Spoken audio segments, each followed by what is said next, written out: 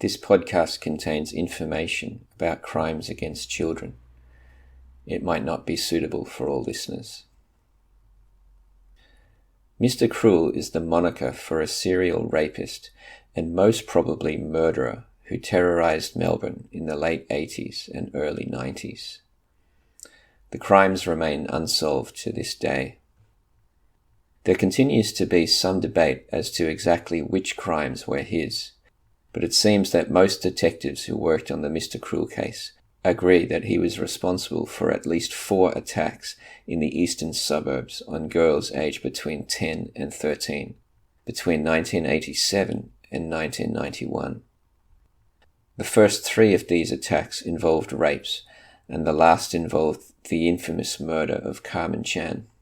However, more attacks have been attributed to him during investigations over the years, with a total of 10 attacks having been attributed to him by journalists who have interviewed detectives about the case. These 10 attacks stretch back to 1985 and involve home invasions and rapes of adults and children from the age of 10 and up.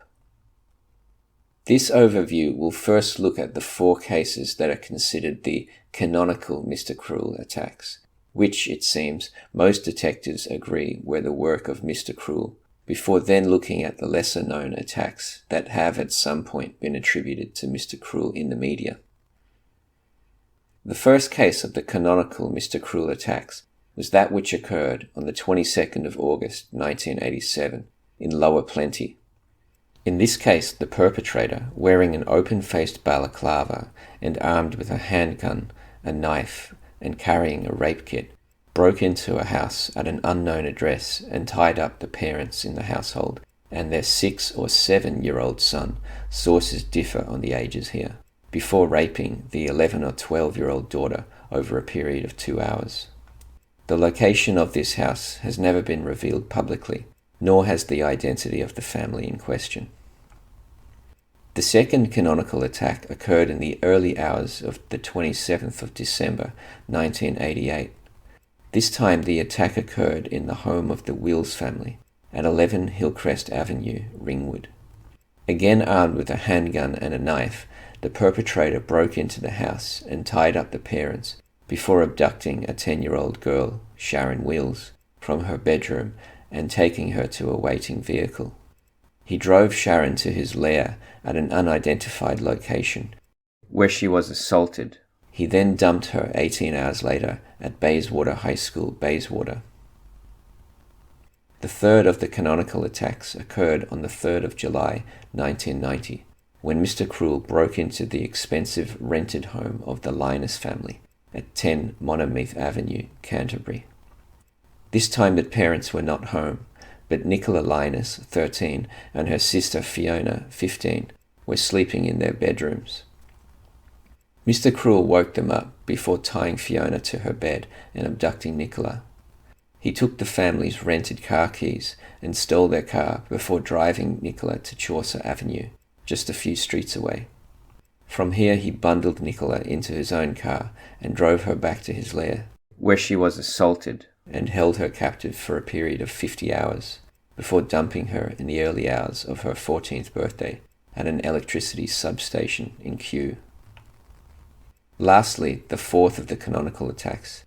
This time the attack occurred on the 13th of April 1991 in the wealthy suburb of Templestowe at 111 Serples Road, where Carmen Chan and her 2 sisters Carly and Karen were at home alone watching television.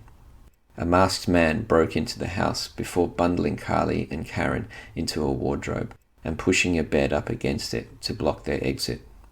He then abducted Carmen, and she was never seen alive again. Almost 1 year to the day later, a man was walking his dogs along Edgar's Creek in Thomastown when the dogs were attracted to something protruding from the earth in a landfill site at that location. It was a human skull, that of a young female. Police were confident it was Carmen's, and lab tests later confirmed that it was indeed hers.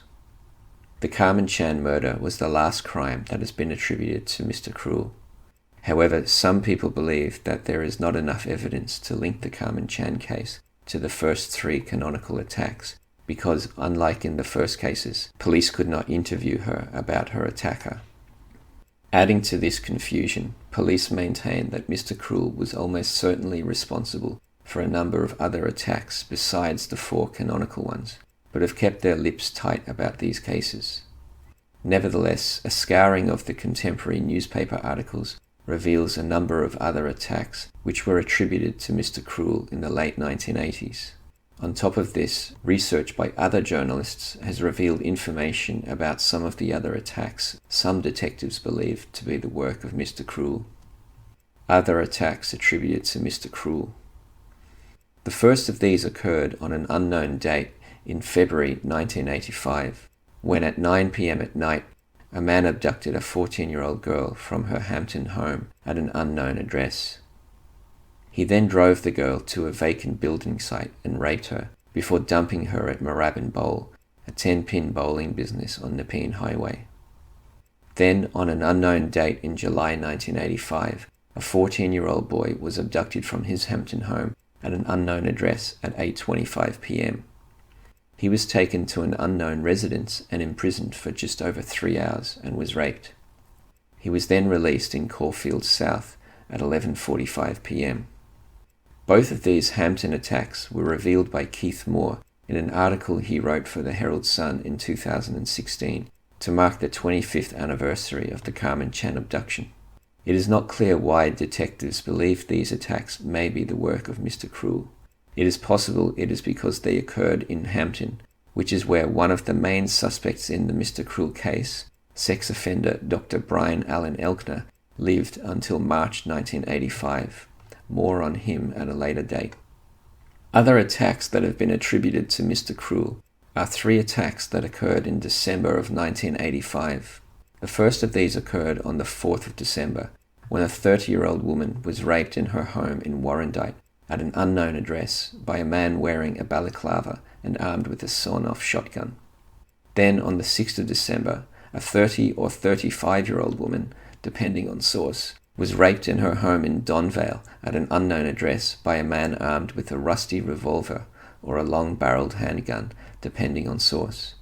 Finally, on the 7th of December, a 34-year-old woman was asleep in bed with her 6-year-old daughter at her Bulleen home at an unknown address when she was awoken by a man about 11:30 p.m. and raped. He was armed with a silver pistol or sawn-off shotgun. In all 3 of these cases, the attacker wore a balaclava or hood and blindfolded, bound and gagged his victims, which is a very similar modus operandi to the later attacks. The last attack that has been attributed to MrCruel in the media is the Mooney Ponds rape at an unknown address of a 48-year-old woman, which occurred on the 11th of November 1988. The attacker entered the woman's home before binding and gagging her and raping her. He then left her bound up, stole the woman's ATM card, and drove to a bank before stealing $300 from her bank account. He then returned to her house and raped her again. In November 1987, the Warrandyte Donvale Bulleen attacks of December 1985 were linked with the Lower Plenty attack and the Mooney Ponds attack. A task force was then set up to try to establish any connection between them.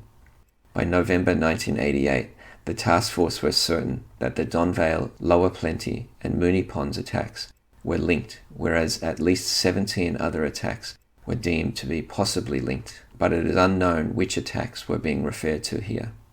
It is unknown if the Warrandyte, Donvale, and Bulleen attacks were ever ruled out as being the work of MrCruel. So this has been an overview of the case. In the future, I'll be giving an in-depth analysis of each of the canonical cases, and then I'll make a podcast on the crimes of the main suspect, Dr. Brian Allen Elkner, as well as posts about some possible theories I have in this case.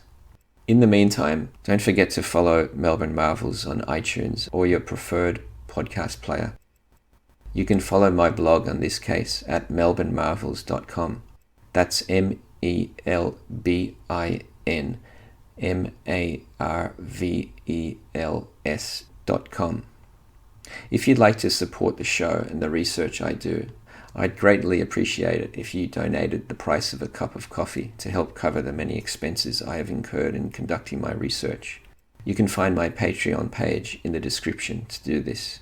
There you can also find the Melbourne Marvels page on Facebook, Instagram and Twitter. Please look up Melbourne Marvels at Patreon to do this. You can also follow me on Twitter at MELBIN Marvels, on Instagram at MELBIN Marvels, and on Facebook as Melbourne, spelt like the city, Marvels. Please contact Crime Stoppers on 1800 333 000 if you feel you can help solve this case. Or if you have any information about this case you'd like to discuss, please contact me by email on Melbourne, MELBIN Marvels @gmail.com. Thank you for listening. This is Melbourne Marvels. Till next time, take care everybody.